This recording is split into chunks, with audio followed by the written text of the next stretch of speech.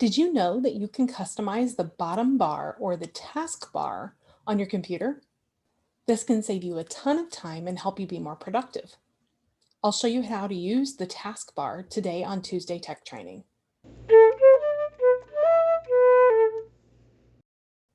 Hello and welcome to today's Tuesday Tech Training. My name's Jennifer Stewart. I'm a digital productivity trainer and owner of Gateway Productivity. Today, I want to give you a tutorial of the Windows 10 taskbar. This is that bottom bar that sits, that black bar that has different icons on it. You can customize this in so many ways, and it can save you lots of time, make you more productive, and you'll enjoy using your computer more because you can get to things faster. Let's jump right in. For our tutorial today, we'll go first from left to right on the taskbar. So you can see left to right across here and talk about all the different things.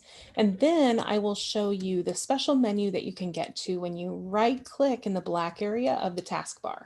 And we'll go top to bottom through that. The first thing in the bottom left is your start button. Many people are used to this. It used to be a circle. It's been many different things. But this is the start button that gets you to all of the apps and programs on your computer. We'll talk about how to customize this view on a later video. If you have a new computer or you've never worked with the taskbar before, you'll probably see this big white bar as the next thing. This is your search bar, and it allows you to search anywhere on your computer, and it even searches on the internet. Let's give this a try. When we search marketing, it gives us folders and documents, and up here we can go even deeper to see more documents, and we can also see any searching that comes up on the web. There's lots of different options with this search bar. The next button you will see is Cortana. You can think of this as Windows version of Siri for the iPhone. This is something that you can go in to do a deeper search. You can have it help you find answers to things. And you can also turn this on to speak to it just like you can with Siri. You can see I don't have my Cortana turned on, but this is something we'll go through in another video. The next button you see is the task view, and we have a separate video all about how to use the task view. Now we start getting into the icons that can be customized on your taskbar. You may see the ones that you see at the bottom, except Zoom is one because I have Zoom open currently, and also Google Chrome is something that I have open currently. You will see things that you have open and shortcuts that you have down on the taskbar. Let's talk about how to add and remove these icons.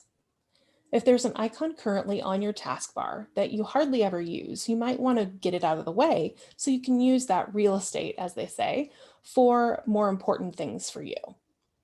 The way you remove an icon or a shortcut at the bottom here is you're going to right click on it and I will unpin it from the taskbar. To add a new icon to your taskbar, you will go to your start menu, and the easiest way is to find it alphabetically in the list here. So I want to put Microsoft Word in here, and I believe it's under Word. So I'm going to take this. I can do one of two things. I can right click on it and choose More and pin to taskbar, or I can choose to just click, hold down, and drag it down to the bar. And you can see it's going to create a link to Microsoft Word, which is what I want. We'll do this one more time to make it a little clearer. Now let's say I wanted Excel down there as well. Again, this time I'm going to right click, choose More, and pin to the taskbar.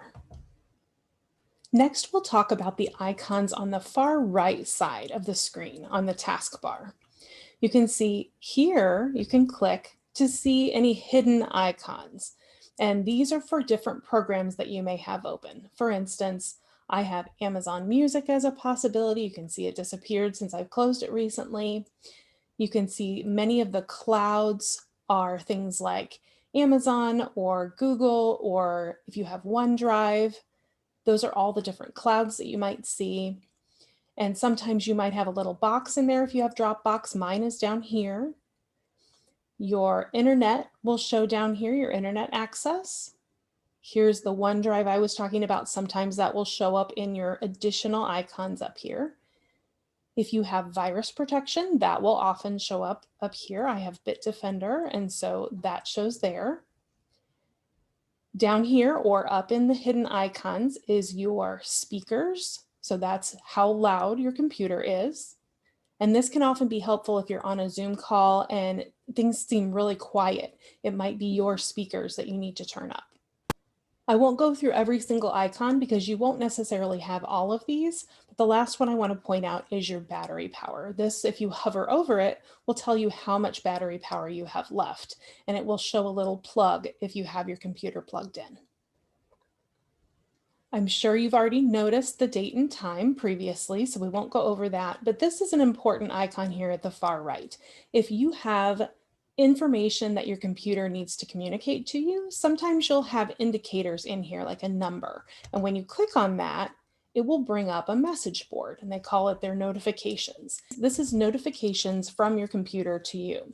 Sometimes it will be for different apps. For instance, if you have Slack, or if you have other kinds of apps that have notifications, you can choose to have them show up here, or you can have them turned off. Overall, this will be where your computer will say if there's an update that's pending, if there is an error going on, that's the type of information it will communicate here. You can see also that there's additional options for the settings on your computer here. I would spend some time getting familiar with what's here. Next, we'll go through the menu that opens up when you right-click in the black area on your taskbar. Going from top to bottom, we'll start with toolbars. Address is when you want to have a quick way to plug in a website and have it automatically open in your preferred web browser. Links will show many of the shortcuts that you have in your web browser. Desktop will show you a quick list of all the things on your desktop. And then there's the option to create a new toolbar. This is a little more advanced, so I wouldn't recommend worrying about this one.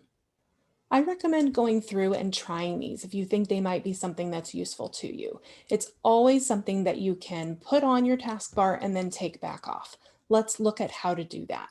If I choose the desktop option, you can see this little guy right here pops up. And I can't click on it, but I can click on the arrows next to it.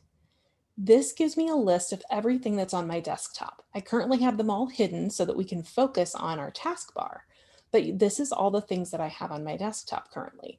And so it's a nice alphabetized list that I can go through really easily. If you have a lot of things on your desktop, this can be very valuable.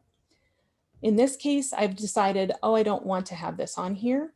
We'll just right-click again in the black space, go to our toolbars, and we can click it again to turn it off. The next item in our list is the search. This is how you see the search bar, or if you even see the search bar.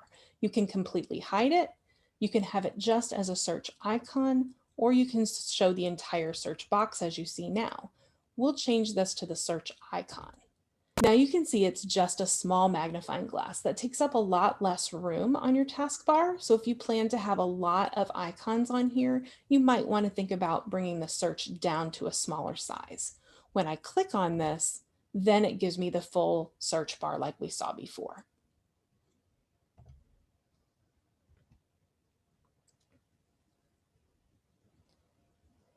The next few options are things that you can turn on and off.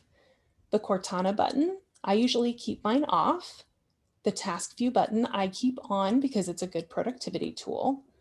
Showing people on the taskbar, if you're not someone who uses people in your machine, which I don't, then you can leave that off. And you can see there's a few other options here. The next option on the menu is Cascade Windows. This only pertains if you have multiple windows open, so I've opened a couple of them here. What will happen when I click on this is all of the windows will shrink so that we can see them all, and you can see what you have open. You can see here it cascades them so that we can see just barely what the next one is. And if I had multiples, it would keep cascading backwards. This allows you to easily move your windows around and get to what you need quickly. The next few items on the menu do very similar things to what we just saw. And then one of my favorites is to show the desktop. If you have so many windows open and you're overwhelmed, you don't want to sit there and minimize them all. If you right-click on your taskbar, get to your menu, and go to Show the Desktop. It will move all of your windows to minimized, and you can get right to your desktop.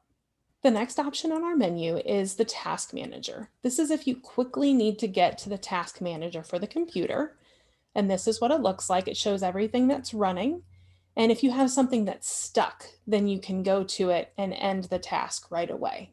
We won't do that in this case because we're using all of them. In the last section of our menu, the first one is Lock the Taskbar. This means that you're going to lock everything that you've put on there exactly where it is. You're going to have the taskbar always there, and you're not going to be able to move things around. This might be useful if you have a child using the computer and you need to keep things the way they are and have the child not mess with it.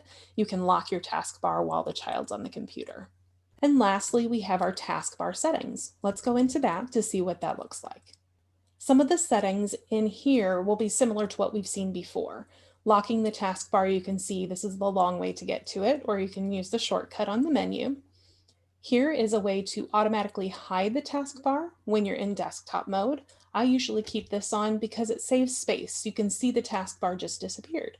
It gives more space in my area, and when I go down here, it pops right back up. If you have a computer that has tablet mode available, you can also choose to hide the taskbar when you're in tablet mode. If you have a lot of icons on your taskbar, you might choose to use small taskbar buttons. The rest of the options in the settings are a little more advanced. One that is crucial, though, is where you would like your taskbar to show up on the screen. It doesn't have to always be at the bottom. You can have it at any side of your screen. So if there's something that makes more sense for the way you work, then you can go ahead and try it and see what it looks like. Let's try putting this on the left. There you go. And you can see it's still the hidden, and when I hover over it, then we get back to the taskbar. You can see it looks a little bit different. It's a little wider. And so I would play with this, and when it gets wider, you may have to use the little scroll button right here to see everything that's available. The last thing I'll point out is that if you have trouble remembering which icon is what, you can actually choose to turn on the labels for the icons. And so it will say exactly what it is. It defaults to hiding the labels, but what that means is when you hover over something, it will tell you what it is. You can see that little Excel popped up when I moved there. And when I go over Word, after a second, the label pops up. But you can choose to have the words for the icons next to them. So here we're going to choose to combine the taskbar buttons when the taskbar is full. Right now it's not full, so we'll see what this looks like. Now you can see that we have Zoom, the meeting controls for Zoom, video conferencing, which is my Zoom window that I have open in Google Chrome, and you can see we have the settings open as well. This can be very useful if you get confused as to which icons mean what. And if you choose to never combine, so that means that you will always see the words, when this gets full, you'll see that up and down menu that we saw when it was on the left-hand side. As you start to customize your taskbar, think about what programs you use the most, what would make you the most productive, what saves you the clicks to get to different things, and all of the different options that you have available. Think through those, play with them a little bit, and see what you like the best. Have you had a light bulb moment from this training? If so, please let me know in the comments below, or if you have a question, you can put that down there as well, and I'll get back to you as soon as I can. You can also give the video a thumbs up, or you can share it with someone who you think could benefit from the information. And be sure to subscribe by clicking the red button below, and then you'll see a bell icon. If you would like to receive notifications when each new video is posted, click that bell icon along with the subscribe button. Thank you for joining me, and I'll see you next time.